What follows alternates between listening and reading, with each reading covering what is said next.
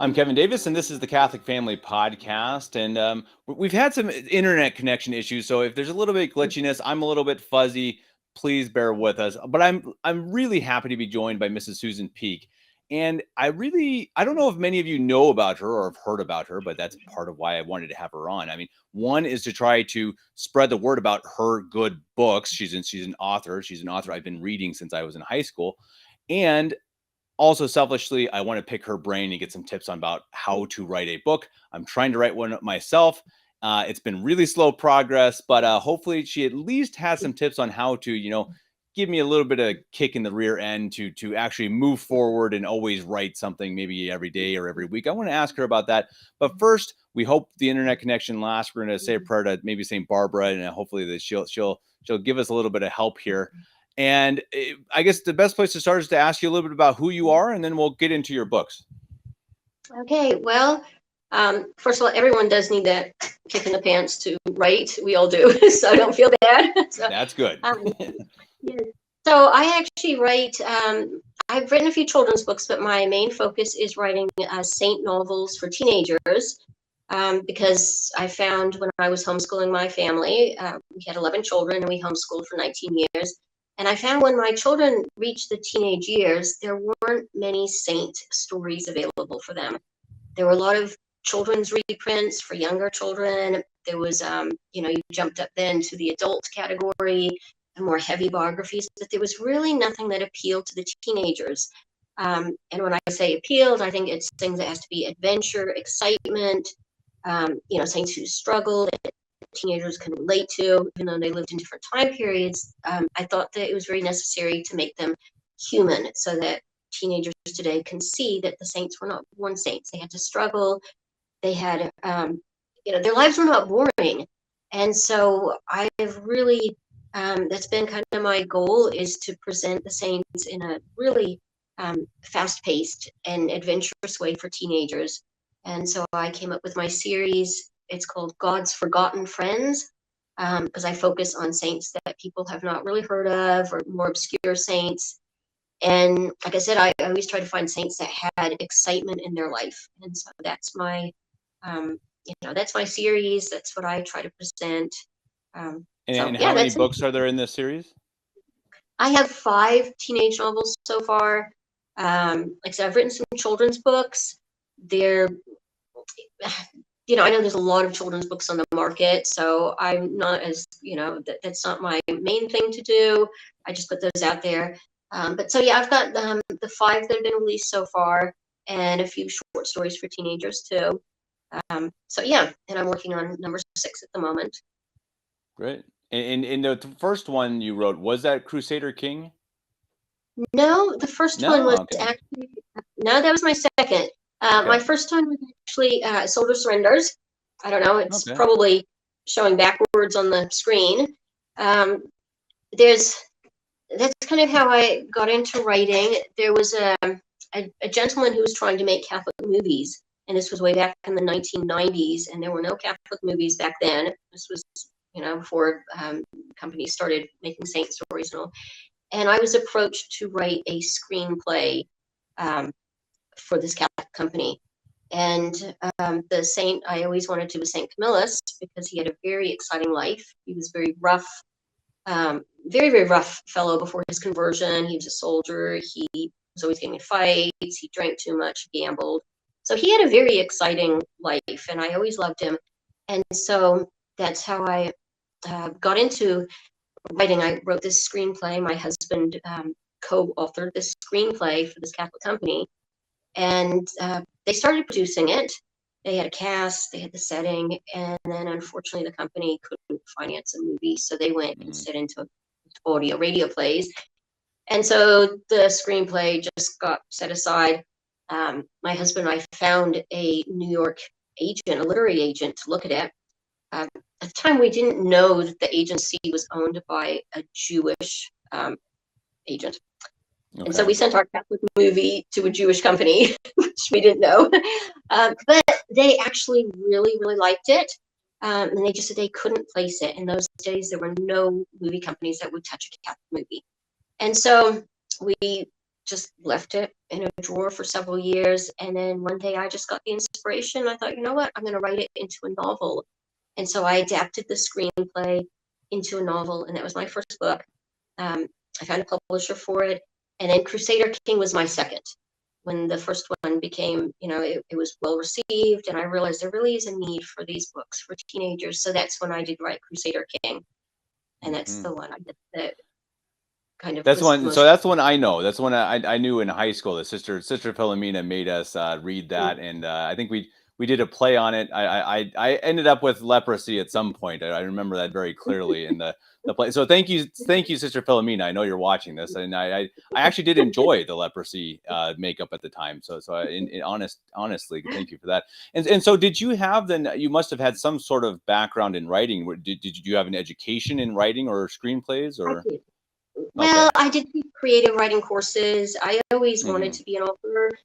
And then when I got married, we started having children. I thought, well, this is never, ever going to happen. But then God arranged it, and just kind of like the right people, the right situation came up. And then my writing just really took off. And I just am so grateful to God that he actually allowed me to go, get going with this. So Crusader King was the one, I guess you could say, kind of launched my career, because it was taken by Tan Books and Publishers, which at the time were very big. And that kind of got my name known. And that's when I thought, I've just got to keep going with these. So that was a great mercy of God that it actually, got into a big publishing house. So, yeah. And as you were writing these, did you have 11 kids as you were writing these, or were they already growing older, or how was that working? No, we were in the middle of babies. I was pregnant all the time. When I look back, I really don't know how I did it. A lot of my writing was done at night when I just couldn't sleep. I had insomnia. I was doing night feeds, so I would just sit up and write at night usually. And then, my children teased me. There were so many times I'd burn the dinner because I'd put something in the oven. I'd go and write a chapter. And so when I was writing Crusader King, the joke became anything burnt was called the Jerusalem meal. So there was like, the Jerusalem hamburgers. That means that they were the burnt ones because Mom was in Jerusalem. So so my family was really good. They were really supportive. They just knew that there's Mom writing a book. So I don't know how I did it. I don't know looking back. It's hard to even imagine. I've got 2 little ones now, and I'm not the mother, and it's still hard. It's still hard to find the time and to really get myself motivated and to just say, okay, I'm going to do this. And it's something I'm going to pick your brain later about that. But so you wrote those 2, and so what was the period of time between the first one and the second one? Was that a couple of years or? Yes, only about a year and a half, because once St. Camillus was published, and I thought, wow, okay, this really worked. I didn't know if I was going to find a publisher. I had no idea. And I thought, okay, there's, this really can work. So I did those 2 fairly quickly. And then I did take a break for several years. That's when we moved. My husband is from New Zealand. And so we were there for 21 years. All my children were born in New Zealand. And then we decided to move back to America. I'm an American. So that was a huge thing to get 11 children moved to the other side of the world. So my writing totally went on hold for several years. And then I picked up again and started doing my 3rd book. And, some of them take a long time to write. I understand what you're saying. Some days you're just not motivated. My longest one took me 4 years to write. Wow. My quickest one took me 6 weeks to write. So it just depends. Okay. It depends. Yeah. And so what was book number 3 then? Book number 3 was St. Magnus, The Last Viking. And that one went fairly quickly. That one wasn't too hard to get through. It was St. Dymphna that took me at least 4 years to write. Okay. And then my last one, St. Cloud. Anyone who knows Sister Philomena knows that she was the one who got me to write St. Cloud, because that's where her school was, in St. Cloud, Minnesota. So that was that she got me to do it. I'm very happy that she did nag me, but she did nag. She is persuasive. Our dear Sister Philomena, for sure. Yes. In my high school English classes, I have very fond and mostly fond memories of the English classes. Let's just say that.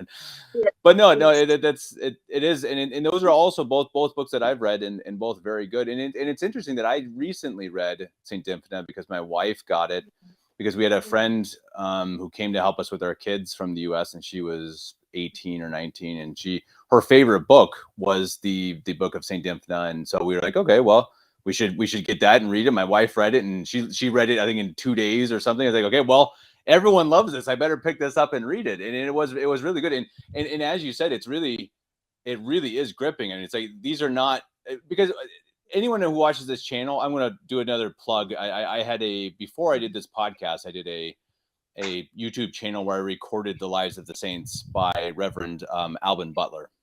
And they're really good. And they have their place.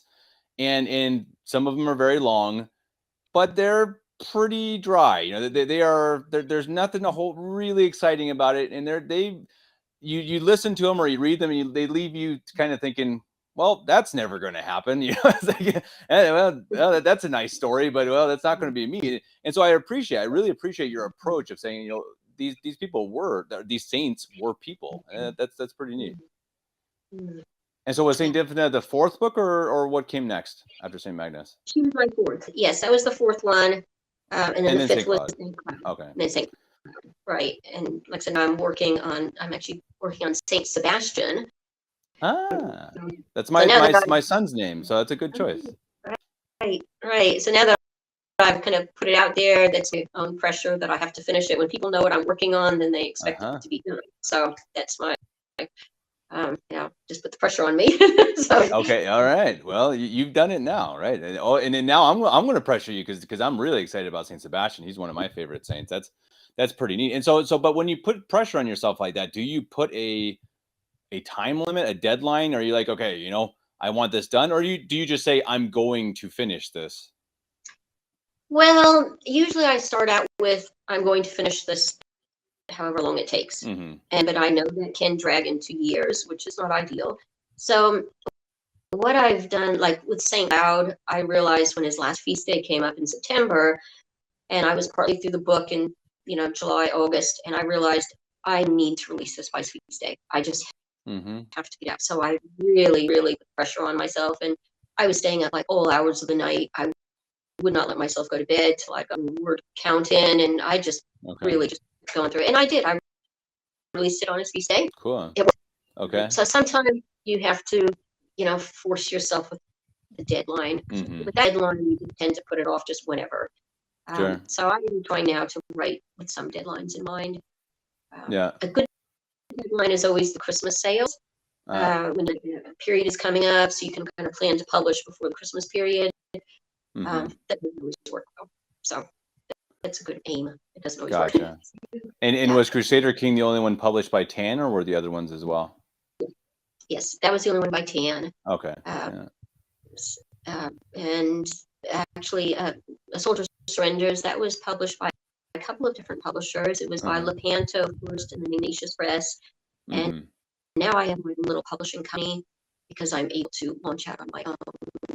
Yeah. So that's been an adventure. I believe that as well. And so then I guess in that case too, are you your own editor, or do you have an editor? No, I do get professional editors to help me. Yeah. For sure. Okay. I can't do that by myself. I'm with I'm actually part of a group. It's called Catholic Teen Books. I don't know if you've heard of it. There are other authors trying to write for teens. They've got a big variety on their website. Many of them address more social issues for teenagers today. So they're not the same type of books that I write. Mine are historical saint stories. But there's a lot of good authors on there, and they help me edit my books. And, it's a very good group to be in. And I belong to the Catholic Writers Guild. So there's a lot of editing resources out there. But no, I never edit my own. You need professional help. I think everyone got it. That's what I would think too. Well, I know someone else who is watching this show as well that has written her own books, and I think edits, and eventually it's kind of like, okay, you gotta give it to somebody, or else you're just gonna, I'm sure you just drive yourself kind of crazy and try to It never Right. ends, right? It's just circular. Yeah. Right. Right. Well, part of it too is you're so close to your own story that you can't see the loopholes. Right. And my husband used to edit my books before they went to any other editor. So he was my initial reader and my initial editor. And he would go through, it was actually quite embarrassing. He would sit there and read the whole book out loud to me for a span of several weeks, sit there in the evening and he would read it out loud. And I would then hear the bits that were totally ridiculous or stupid, or I went off the rails, it was so obvious when you're hearing it read back to you. So he was very, very helpful with that. He was a writer too. He, very knowledgeable about writing. So he was a great help to me in those early days. And my husband has since passed away, so I don't have his help. But he taught me a lot about editing, and then he would go to a more professional editor after that.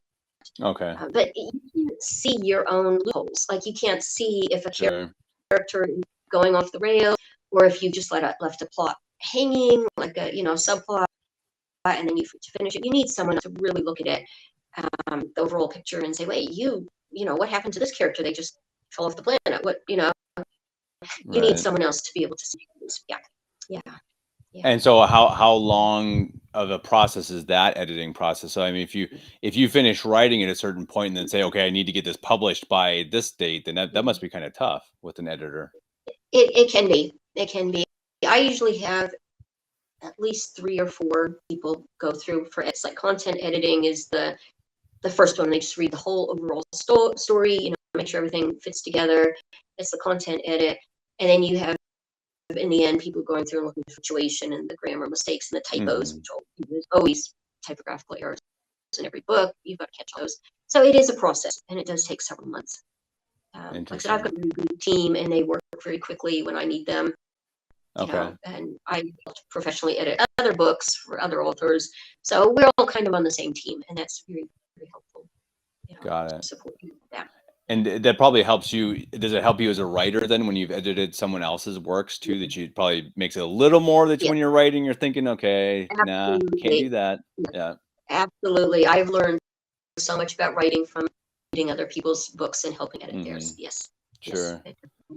It's all just knowledge that comes in. And so, I mean, since both of you are writers, are any of your kids writers? Is it something they take very seriously, or?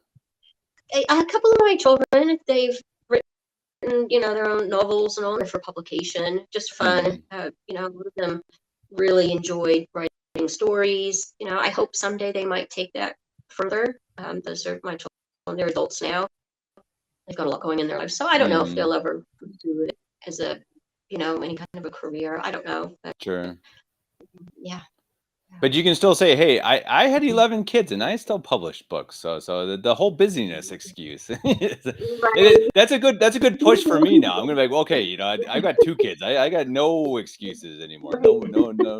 I'm going to tell my wife that too. No excuses. But she's very supportive too. I mean, she was the first reason why I started writing a book because I mean, like many people, I've always wanted to write a book. I'm literary. I like reading books. And so most people who like reading books want to write a book. And so at one point we're riding in the car and I told my wife, I don't remember why exactly. We were talking about something. I said, you know what? I'm going to write a book someday. And she just pats me on the leg and says, yeah, that's nice. And I was just like, wow, really? You really don't believe me? And so that's been the kind of the pressure point. It's like, okay, I'm gonna prove her. Like, prove it. Yeah, exactly. I'm gonna show her. But it is tough. It takes a lot of time. Absolutely. Yeah. And that's actually one of the things I've wondered about your work, because as you say, you do mostly historical novels about saints. How do you do the research for that? Because as you said, a lot of these saints are fairly obscure, and so like Saint Dymphna, for instance, you're picking obviously the character of Saint Dymphna and the king and her father, and you got some historical background there. But the other characters, do you make them up, or where does that come from? Right. Well, Saint Dymphna is of all my books the most fiction in that one, because little is really known of her life. I took the true characters that existed, give them names if they didn't have names. So I tried to, definitely stuck with the true facts, but that one did a lot of creative license to make that one work. So that was kind of like, but my other books, I really do try to stick to living characters. It's pretty rare I put in a made up character. Although sometimes you have to fill that, that place in the story with someone. So I work with facts, and usually my research can take as long as writing the actual book. I set out, I read everything I can about the particular saint. And because I do obscure saints, much of the information is contradicting. I found that sometimes they don't agree on even the dates they lived. They don't even always agree on the way they died. There's a lot of contradiction because these are such obscure saints. So I try to coordinate what seems most likely by my research. Sometimes I have to pick, am I going to follow the storyline or that? Because both history books say this happened, and then this one said it didn't happen. So I just sometimes have to play with what would work best in a story setting. But yeah, there's a lot of research that goes into it. Yeah. So. And so, how do you do that research? Do you? I mean, I guess now you can probably just Google Saint Dymphna, but I mean, back 20 years ago, obviously that wasn't the case. Did you go to the library and just take out all the Catholic books you could find? Yes, it's very, very difficult. Yeah, it was library sources or going through old, Catholic magazines, and it was a lot harder back in the day before the internet. Now it is fairly easy. But that's part of it. Yeah. But as you say, though, I bet that it is hard because I think I was looking up maybe Saint Dymphna. I was looking up a saint, and when you Google that saint, like the first things that come up are like, I don't even crazy, like, oh, this was it was a pagan witch who and I don't know if it was Saint Dymphna, but I remember looking at for a specific saint in the you had to really dig before you found an article that was even worth reading, because it was all this mumbo jumbo modernist garbage. And that, I guess that's the downside of the internet, is that anybody can post on the internet. Right. So finding sources. And you do have to dig through it, and but I do still use, library sources if I can. Our church is a big parish library. So my first, the first thing I'll usually do is try to find true books. The internet's kind of the last thing I go to, because I want my research to be real. But like I said, with obscure saints, there is a lot of creative license that you can use because there's not much there, and that's why I choose those saints. Mostly because then I can have a little more freedom with the story, but also because no one else has heard of them. There's a book written on them, so I can put something out there on the saints. Sure. Right. Exactly.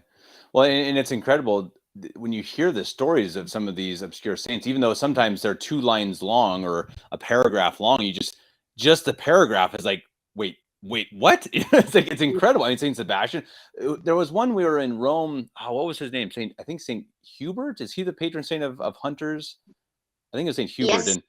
And it's an incredible story. I mean, it's like one of the boys who was with us in Rome was telling us the story of Saint Hubert, and it's just like, come on, that's not true. It blows your mind what these people actually went through, and it's so much better than any Hollywood stuff. I mean, it's just unbelievable.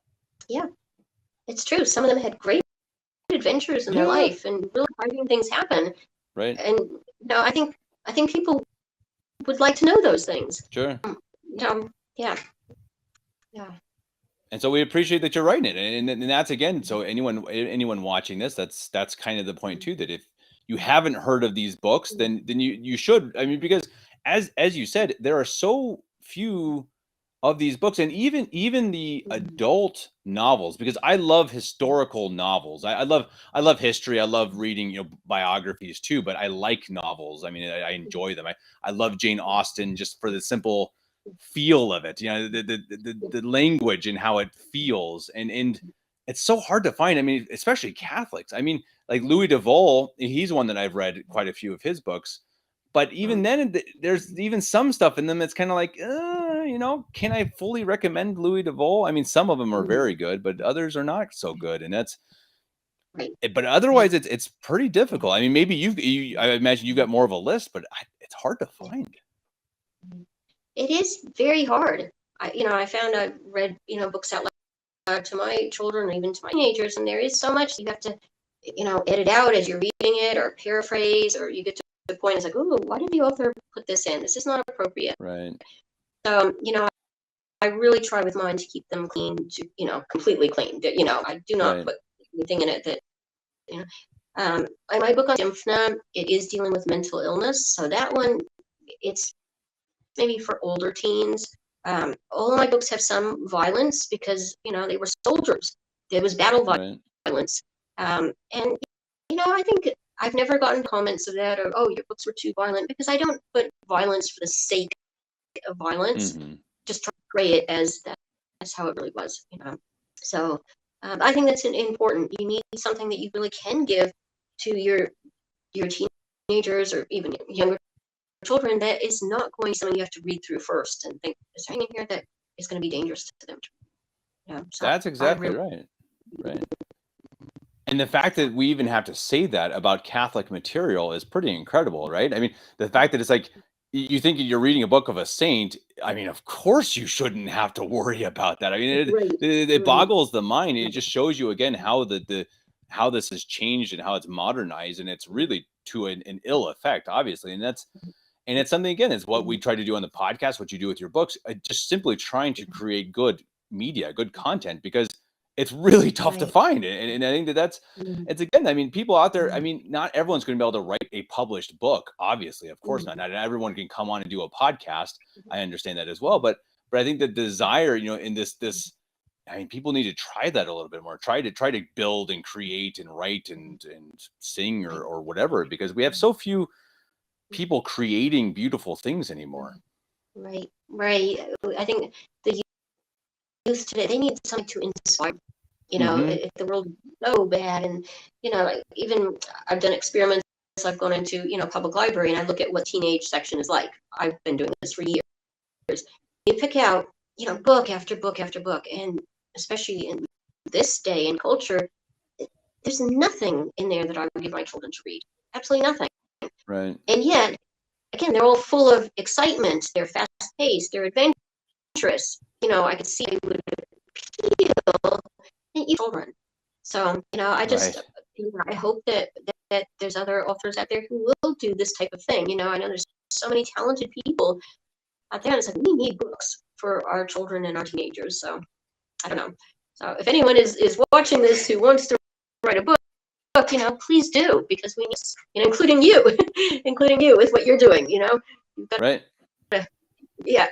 you've got to get yourself in your chair, do it, because the world needs this, It's absolutely true. And it is a push, and it is a thing that you kind of have to put in more to the forefront of just doing it. But I think, I mean, as you say, the kids need something. I see so many young men, women, I'm sure young girls are in a similar issue, that the young men, they're Catholics, and they have this passion and this fire, and they want to grab onto something, but oftentimes I see them grabbing onto things that are kind of bizarre. I mean, I see some of these young men grabbing onto fascism or these things that are just like, guys, cool your jets. I mean, I understand you want, as you said, you want something exciting and leaders who are passionate and who fought and yelled, and I get that, but then it's like, no, stop. And I think that the older generations, I mean, really have to step up and say, we can't let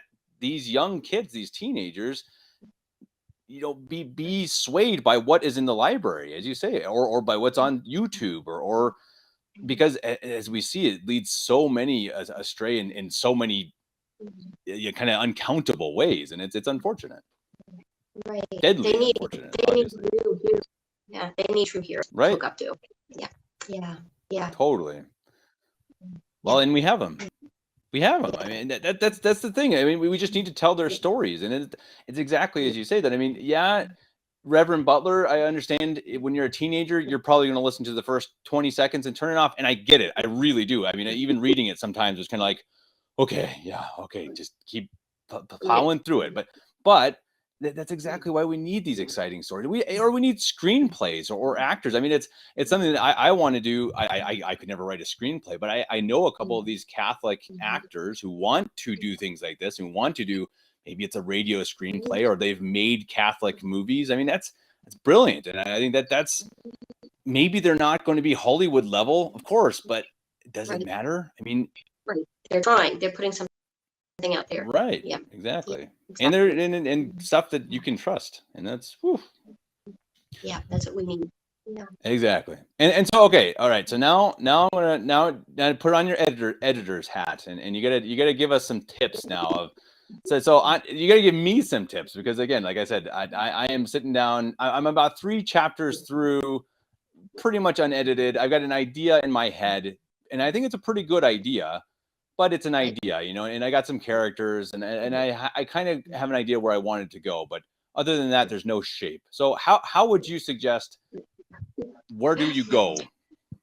Well, I really am a strong believer in plotting it out, having an outline. Like what I do is I'll sit and, like I said, I don't have to make up too much because I am following the real lives of saints. So yours is fiction, so you have to make it up. But like, make a whole outline. This is the first thing that happens, and this is the second thing that happens, and the third thing. If you can plot out the whole thing, a really good way to do that is actually with note cards, and then you have a whole stack of note cards, and then you can move them around. As you change your chapters, if you want this to go there, you just move the note card there and make up like a bulletin board or board. That's always a good idea. It also is good, believe it or not, to not do it on your computer. Pen and paper gets that side of your brain going. That does not happen when you're typing.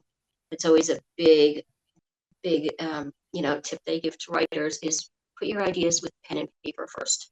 That'll engage the side of your brain. Yeah. So at least for an outline. So the notes. So you're saying the notes on paper, or literally start to write the book on paper? Well, at least the notes. At least the notes. Okay. Got it. My first 3 books, I wrote them with pen and paper. I literally wrote the whole thing by hand. And then when it was done, and I mean, it was such a mess because I edited it as the paper went. I mean, no one would read this stuff except for me because it's such a mess. And then I put it on the, fashion typewriter in those days, or word processor, Yeah. So, but it did get, and now I just type straight on it like everyone else, But I think for your notes, for your outline, use pen and paper to begin with, and just have a sequence of events. Another hint is not to have too many characters. Like, keep the cast down to certain ones that the readers will remember who they are. Because some books don't do like a Russian author like Tolstoy. I recently read Tolstoy, and it was like he's got something like 150 characters. And it's like, and they all have Russian names. And it's like, wait a second, wait, who married who? Wait, what? Right. I've read books. I have to keep notes. Who's this character? How they're related to that character, and that is very frustrating. So you really don't want to do that to your reader if you don't have to. Sure. So those are the 2 things. Just plan the whole thing. And if you do outline it, your outline will change. I can get. None of my books ended up following the exact outline. As you're writing, some characters will truly start coming alive. They were supposed to be a minor character, and they'll turn into a major character, and that'll just happen. If that happens, let it happen, because that's really neat. And it's really cool when that character just comes alive by themselves. It's a really neat experience. So your outline is just a guide, and you can change it, but I really recommend having your whole sequence from beginning to end before you dive in, because you're going to just save yourself a lot of time and trouble. Have it all outlined. So that would be the first thing for anyone, for sure. Yes. Okay. And so after you do that, then do you write in? I mean, not chronologically, but do you write straight through, or do you kind of pick different chapters and write it kind of randomly, or? I write straight through. I always do it straight through. I just have to think that way. That's how my mind works. I'll do it straight through. And also, what I recommend people, I don't do this myself, but I do recommend write the whole thing first before you start self-editing. Don't be a perfectionist. Although, like I say, I tell that and I don't do it myself. I am a perfectionist, and I cannot move on to another chapter until the first chapter, which is crazy, because then when it gets edited, it gets changed anyhow. But I can't move on unless it's I want it. But I don't recommend that for you. I'd say just put the whole thing out there, always go back and check. Otherwise you will be stuck on it for years and not move. Right. forward. Yeah. That makes sense. And it's probably been part of what I've done is that I've gotten too hung up on something I didn't love. And so I kind of just stop, and it just kind of comes to a stop, and it's like, I don't love it. And I don't know how to get past it. And so I just kind of, okay, well, I have to fix it. And so then I just don't fix it, and then I stop writing. And so it makes sense. Yeah. Yeah. Okay. There's another thing too, and I believe it's true. They say if the writer doesn't like a scene, or if the writer finds it a little bit boring or whatever, then the reader is going to find it very boring. If the author doesn't like it, the reader is going to hate it. So, like, if you're writing a scene and you're not somehow excited about writing it, then get rid of that scene and replace it with something else, another viewpoint or another scenario that could come in there. And I find that a very helpful thing to do. If I'm not enjoying it, the reader's going to hate it. That makes sense. I think that's true. Yeah. So if you start writing this chapter and you say, well, it has to be in here, but boy, it's boring, you get rid of it with something else. So that's interesting. Yeah, it makes sense. Right. Yeah. Right, because I mean, obviously, you're gonna like your material more than anybody else because you're connected to it and stuff. That is a good tip. Yeah. Right. If you're not engaged with it, no one else will be. Yeah. Yeah. Sure. Yeah. Interesting. Okay, so any other tips? Anything for? I don't even know. I mean, it's hard to even ask the questions. I'm so at the beginning. It's kind of like I have no expert questions to ask because I am really a newbie at this stuff. But I mean, I guess you just got to do it. I guess. I mean, I know that you and sister have some strong. You push each other pretty strong, and I mean, and sister Philomena really mentioned that it was really good for her to have a writing buddy that you can really say you can push each other and say, okay, where are you at? What are you doing? Right. You keep each other accountable. Even like a simple text every day. Did you write quota? It's like, no, I didn't. Then you feel guilty. Right. So it does help to have someone who, or another person who's also writing a book, even just for fun, and you can bounce off each other. That really does help because it's an isolated, writing a book, you're doing it in isolation, but it does help have other people that will cheer you on or, read a chapter for you, give you feedback. It's very important to have a supportive community of Catholics behind you, which isn't always easy to find, but yeah. Yeah, right. Yeah, so my sister will encourage you. I know she will. So well, yeah, that is. She'll push me too. She'll, as I said, she is a very persuasive sister Philomena, which is a good thing. It's a good thing. Yes, and so I guess we're already at 40 minutes. It's been great. I mean, especially after we had such issues. I didn't think we were going to have this conversation, so I'm really glad it's worked out. And so I'll ask you a couple last questions. Number one, do you have a favorite book that you've written? No. I like them in different ways.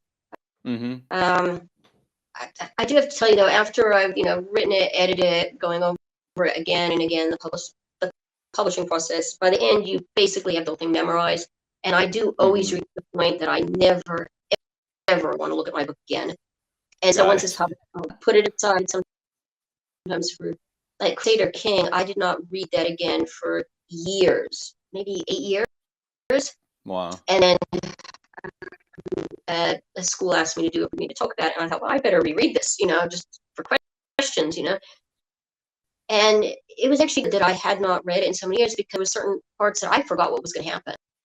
So it was kind of cool to read it on the reader, But I do get to the point where after a point I hate it. I just can't stand to look at my book again because I'm so familiar with it. But then I go back a few years later. Yeah, but I mean, I love the saints I write about, so I do love their stories. But I don't know that I have a favorite. They're all different. So is it the same with characters? I was going to ask if you have a favorite character that you've written or one that you connect the most with too, but it's the same question kind of because you write about saints. Right. I don't know. The characters, like so many of them, they just kind of like come off the page and start writing themselves. I don't know. I really don't know. Tough one, yeah.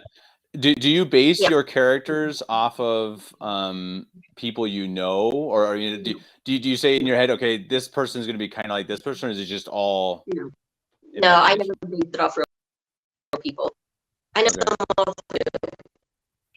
them or whatever. I've never done that some reason. I don't know. I just don't think like that. I just make them up. Interesting, yeah. Yeah. Or like I said, so you don't. Yeah. Okay, so you don't base them off of something you've seen. You just kind of build them from scratch.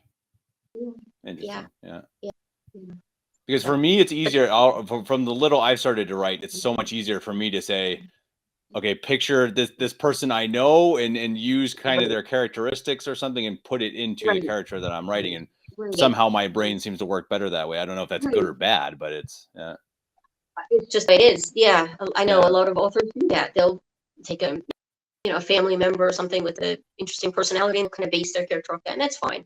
That's fine. I don't do it. Yeah. But right. Yeah. Different strokes. And so, I mean, the most important question that I haven't asked is how do people find your books? How do they buy your books? And are they all available on the same spot? I know you have a website. I guess that's the first place to go. Yes, I do have a website. I don't know if you can link it in the comments, whatever. Of course. Yep. Susan Peak Author. And my books, they link to Amazon. I know some people have problems with Amazon, but it is the biggest way to reach people. Mine also sell through, Barnes and Noble. They can be ordered on that. And Catholic bookstores do sell mine. So, a Catholic bookstore should be able to order mine. It's not that hard in my case to get them out there.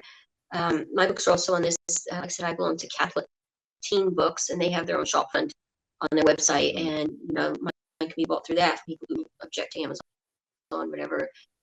And I've been very lucky because a lot of the homeschool, like Seton carries mine.